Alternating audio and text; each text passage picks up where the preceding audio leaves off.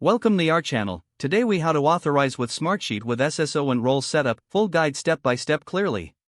Begin by navigating to your Smartsheet login page. Locate the single sign-on, or SSO, option on the login screen. Click on the SSO login button to proceed.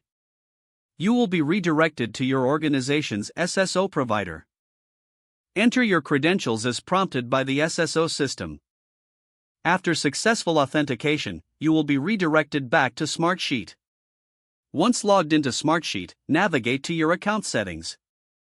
In the Account Settings menu, look for the User Management section.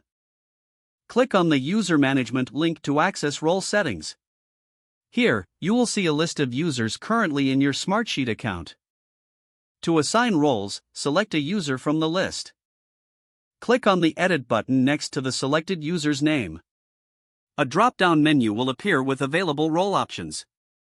Choose the appropriate role for the user from the drop-down menu. Roles may include admin, editor, or viewer, based on your organization's needs. After selecting the role, click on the Save button to confirm your changes.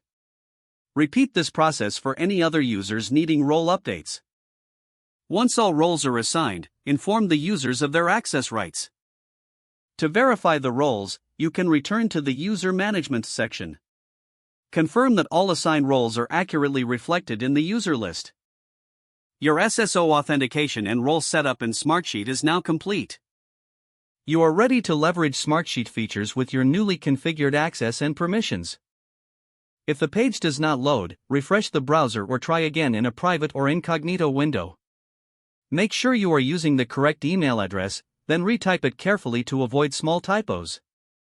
If your password is not accepted, use the reset option and create a new strong password you can remember. Check your spam folder for verification or security emails, then complete any requested confirmation steps. Enable two-factor authentication if available to improve account security and reduce unauthorized access risk.